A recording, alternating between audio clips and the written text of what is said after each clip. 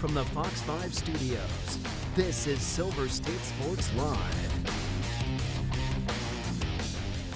Breakups, makeups, fake sob stories from grown men. No, this isn't TMZ. Oh, thank God. Yes, it's Silver State Sports Live, but with what's unfolded in the NFL over the last 48 hours, you really wouldn't know the difference. Anyways, welcome in. I'm Mariah, Janos. And I'm Mike Davis, and I'm here for the drama. Things have certainly been dramatic, though, lately, especially here. It's not going to die down anytime soon when we talk about Maxx Crosby. But speaking of dramatic, we also have Tony Cordasco back on the show today, always with some good takes. He's going to share his thoughts on the Runnin Rebels in the Mountain West Tournament. Plus, we got Ryan Preece joining us here in the studio ahead of the Pennzoil 400 at the Las Vegas Motor Speedway. But of course, we're starting with what's been giving us some whiplash, Mariah, the Maxx Crosby blockbuster deal that wasn't. Yep, as we know, Maxx returned to Vegas and was back at the Raiders headquarters, resuming his workouts bright and early the morning after the deal fell through. And last night, he took to social media with this message: everything happens for a reason. Believe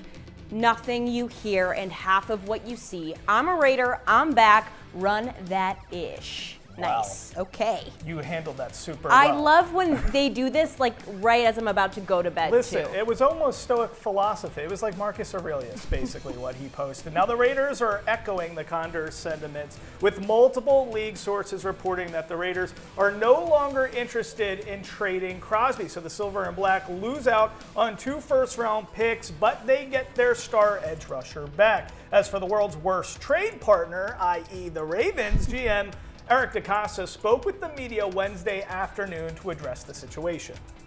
We've done a lot of different trades, and one of the key things is to, you bring the player in, you try to get as much information as you can. We did that, and we were not able to complete the process of acquiring the player based on, our assessment of the situation.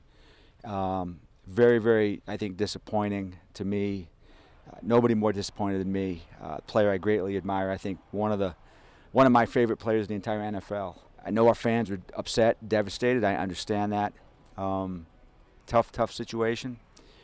But I think for the Ravens, the right situation. And my role as GM and Jesse's role as head coach and Sashi's role as president, stewards of the organization. And we have to make tough calls. And this was certainly a tough call to make. Yeah, cry me a river. I hate going against a fellow Boston guy, but no, I'm not buying what he's selling. Mike, you were fired up yesterday. You were fired up when the news broke. After hearing that and the entirety of that press conference, really, what are your thoughts? How are you feeling today? Well, not good, Okay, Mariah. great. I will just say this to start off. I mean, beyond the fact that he looks like Voldemort and he's about to go attack Harry Potter, I'm not a fan of Eric DeCosta. I'm just not. And I don't care that, frankly, this was all within the guidelines of operation as a signing period when it comes to, nixing this deal. It's operating in bad faith. I mean, you just don't ship out 2 first-round draft picks, which are treated like gold in the NFL, especially the 14th overall pick in this year's draft, and expect to just everybody to believe this is all kosher. It's not. You went out and got Trey Hendrickson. You were not anticipating on spending that much money on the D-line on 2 edge rushers. I do not believe that for 1 second. It's strange that they were operating under this pretense with Crosby in the building, Trey Hendrickson there working on the deal. I just don't like any of this. It's not kosher. And I think public enemy number 1 for Raider Nation, forget the Chiefs, forget the Chargers, forget the Broncos. The Ravens are now public enemy number 1 when it comes to Raider Nation. That's how I feel. No, I'm completely in agreement with you. It was a slimy move. Like you said, you operate in good faith when it comes to these deals. Obviously, that was not the case here. I didn't like the Trey Hendrickson of it all happening behind the scenes. 2 of those conversations going on at the same time. Trey under the impression that Crosby is being brought in to supplement what he's bringing as well to the D-line, and that certainly was not the case. I don't like it at all, unless Crosby's leg is literally hanging off. There was nothing in that physical that was really that alarming. I'm telling you that right now. But if I'm Raider Nation, I would pump the brakes on celebrating right now, though. I will say, because the fact of the matter is, if anything, like Vince said yesterday, they're just kicking this down the road. When I say they, I mean the Raiders. They'll keep Crosby for now. I know they're saying that that is what they intend on doing, and I believe that.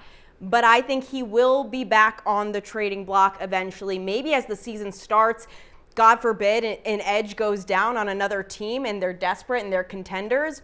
The Raiders are the first team I'm calling up because I think they will still be open to a trade maybe this time next year. There's no shot they're getting 2 first-rounders ever again for this guy, but I don't think Maxx Crosby will be here in the long run. I'm sharing that sentiment. Now, one thing for sure that is worth celebrating is the Raiders have honored the deals that were put in place during that tampering period. Yes, all 8 players have been put pen to paper, officially official. And this morning, the Raiders held an introductory press conference for the newcomers.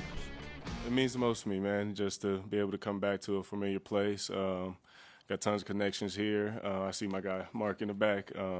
Just people that I've known growing up, and it's just a blessing to be here. It didn't really hit me until a few weeks ago, just talking about it and with my agent, and just felt like this was the right fit for me and the best fit for me to show what I can do on the field.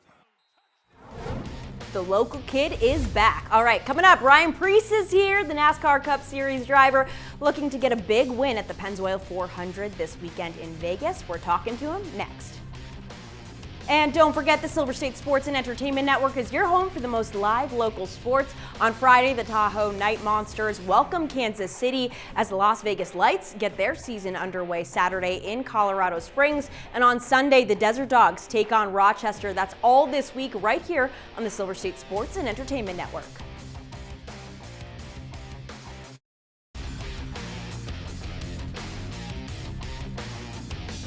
You're watching Silver State Sports Live. Well, NASCAR weekend is almost here. The Pennzoil 400 is taking over the Las Vegas Motor Speedway. Always a good weekend. And joining us now here in the studio to talk all about it is NASCAR Cup Series driver Ryan Preece. Ryan, thanks so much for joining us. All right, absolutely. I'm really happy to be here. We're happy Good to have to you. see you. You're coming off a big win, of course, the 2026 Cookout Clash, the first exhibition race of the season. So do you keep that momentum from a big win like that and carry that over to the next race the following, weekend here in Vegas? How does that work? Yeah, so I definitely feel like momentum is a real thing, and our team is really excited. But yeah, coming here to Vegas, I think the temperatures are going to be a lot warmer than they were at the Clash. Oh, yeah. And yeah, I mean, for us, we're definitely ready to get going into our season. We've done 4 races. We're heading into our 5th, and 33 to go.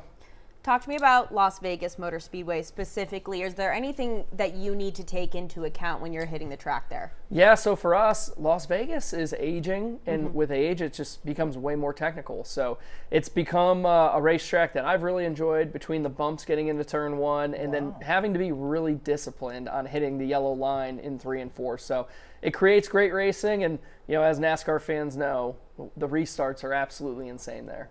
I'm so curious, to hear just not only maybe your pre-race ritual, but just get inside the mind of a driver for a second. You said, you're going ham at the casinos right now. Do you have to be a little crazy to be like? Way to put him on blast with well, that. I'm just saying, do you have to be a little crazy in this sport to actually succeed? I mean, just that mentality to actually put yourself in. You're not a tennis player. You're not a volleyball. I mean, this is life and death to some degree. Do you think you have to be a little crazy to be good when it comes to NASCAR? Well, I got to say, you really put it in perspective right there for me. But yeah, I mean, as a race car driver, we're risk takers. Like that's what we do.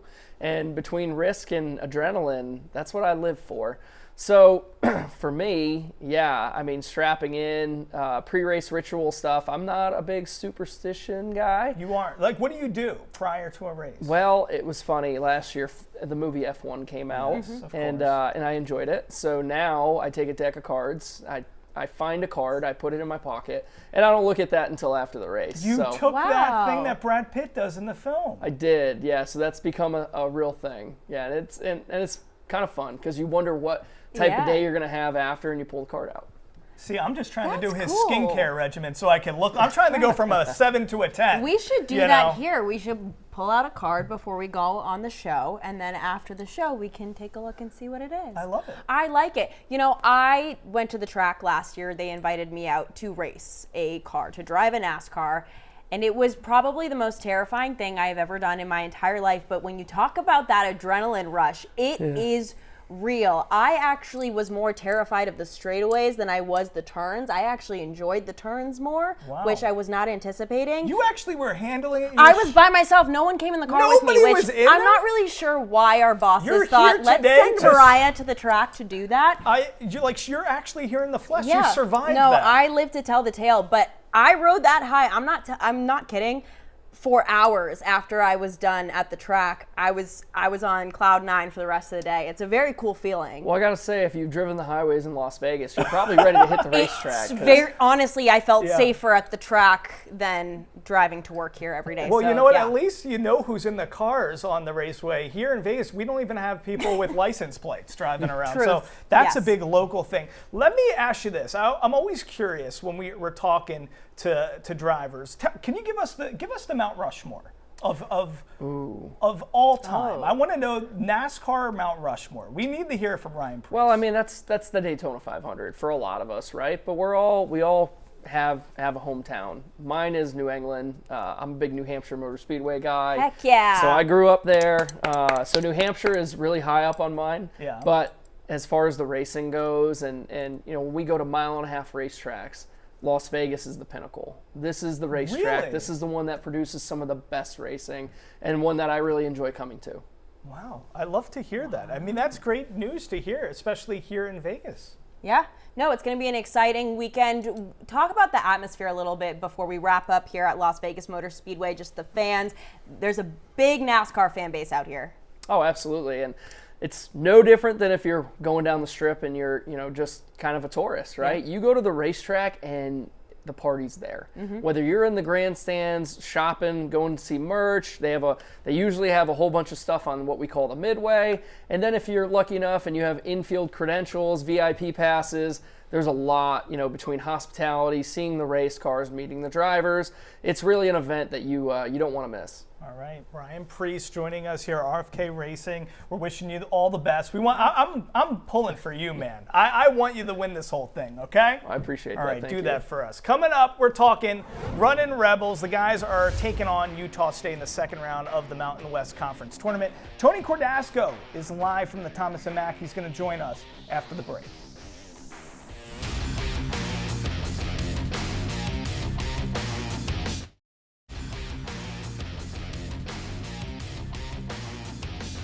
You're watching Silver State Sports Live. All right, the second round action of the Mountain West Tournament is going down right now at the Thomas & Mack. Tip-off between UNLV and Utah State started at noon. And as it looks right now, UNLV is going to lose a tough one to Utah State. Yeah, and that's where we find our Tony Cordasco. Tony, thank you so much for joining us live. Obviously, this is polar opposite from the previous two matchups between these teams. What's your reaction? What's your impression of this game? Well, first of all, Mariah, you and I have something in common. We both run that ish. We're both running that ish today. For UNLV, it's been a sloppy game. They don't have their legs. Dre Gibbs, Lawhorn doesn't have his legs in this game. 12 points, now 15. He just hit a late bucket, 6 of 16 shooting. But the Rebels turned the ball over 19 times, leading to 23 points for the Utah State Aggies. And in the first half, the Rebels trailed by 14 at the break, and second half has been all Utah State. And so, you know, this typically happens when a team plays a game and then they have to play another game within 24 hours. And you have Utah State, which got that first round bye. This is what happens. Teams just seem to wilt away. And the Rebels in the second half had a 5-minute drought. It was a 13-1 run there. And it's gotten a little bit testy. Both Gibbs, Lawhorn, and Kamani had Kamani Hamilton had a technical in the game. He fouled out of yet another game, 15 points, I think. And it's been sloppy. It's been testy. a lot of technical fouls here in the second half. And UNLV doesn't have a good ending to this initial season for Coach Josh Pastner. Yeah, and let's talk about that. I mean, of course, UNLV has had Utah State's number all season long, 2 wins over them, 1 at home, 1 there. But, basketball, it's a game of runs. They didn't look good towards the end of the first half. I think they went on a 12-2 run, the Aggies. But, I was hoping Dre Gibbs, even not having his legs, like you said, not having really buckets fall, he didn't play so great in that last game, and still UNLV was able to beat Utah State. But speaking of Josh Pastner, I mean, now that this looks like this is the end of his first season in charge, what's your take on how he did in year 1? I mean, all things considered, and you hate to keep frowning upon all the injuries they had. All things considered, I mean, they're a game above 500. There's nothing else really you can say. Let's hope that he can, again, retain some of the players that he has currently, and then also have a good recruiting class. No telling, what happens to Tyron Jones if he comes back, and of course Gibbs Lawhorn, and also Miles J. Miles J, saw him yesterday, and he still has, his foot. Like it's not responding well at all. So he's still in the boot, and I don't know what's going to happen. Hopefully he comes back. But yeah, a disappointing end. It ends with a thud. Rebels gave it all that they possibly could here. They don't have the depth. They don't have the bench. And at the end of the day, it really hurt them in this game. Well, Tony, you kind of just touched on it a little bit, but retention, huge in all of NCAA athletics. How confident are you in UNLV and Coach Pastner's ability to retain some of those key players, as you mentioned, like Tyron Jones and Dre Gibbs Lawhorn? What's crazy is that, like today, if you look at those 2 players and just what the market value is for players like that, they're $1 million players. Yep. UNLV can't afford that, can they? I don't think so. So you have to always recruit, have backups, and always have more players in the hopper. Gibbs Lawhorn winds up with 17 to lead UNLV. So 80-60 the final score as the Rebels are done. 17 fouls in the second half. Oh, that's crazy. Not good. Yeah, 17 for the Rebels. That's a killer. Not good. Well, you know what? Right, Maybe on top of turnovers, droughts, right? Maybe driver Ryan Preece and I and Mariah, we can all go to the tables, and Tony, you can join us. We'll start winning big, and then we'll start, contributing to the NIL fund. And that's what we'll do. All for a good cause. Mariah, if you were here, I'm sure that you would get a shout out today from Pastner as well, because he shouted out like most of the reportors that's in the so room kind yesterday. Of him. We love that. Yes. And he did say horror, HORROR. Horror. There you go. All right, I don't know if you Tony, saw that clip. you're the best. I hope he gave you a shout out as well. Thanks for joining us Great live. to see you guys. Keep running that ish. Later. There you go. We All will right. do that. From the Thomas and Mack to T-Mobile Arena, as the Knights are going to take on the Pens tonight. VGK needs a win, and they need a win bad. They're going to look to snap a 3-game losing streak, and they will look to get one against Pittsburgh, who is going to be in their 4th straight game without Sidney Crosby and Evgeny Malkin. Puck drop is set for 7 p.m. And shifting over to the Diamond, the A's, where we have an update on the ballpark. The Athletics tweeting out a sweet set of pics with the caption, "We are one step closer to 2028. The bowl steal is taking shape around home plate. You love to see it. Crews continue to make progress quickly on the A's future home. Beautiful project on the strip. Cannot wait to see the finished product, guys. It looks good. I don't know what bowl steal is, but I love it. All right, and one guy who's going to be celebrating a lot of homers in that ballpark is also celebrating something else today. It's the big Amish. Nick Kurtz turns 23. Mariah, he's done so much before turning 23. Seriously, I feel like such an underachiever compared to him. Happy birthday, Nick Kurtz.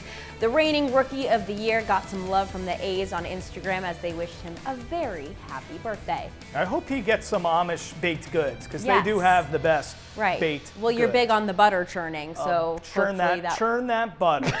Coming up, we're breaking down the weirdest thing we've seen on social media in a very, very long time. It involves Kenneth Walker, the Chiefs, and John Madden. We're breaking it all down when Silver State Live returns.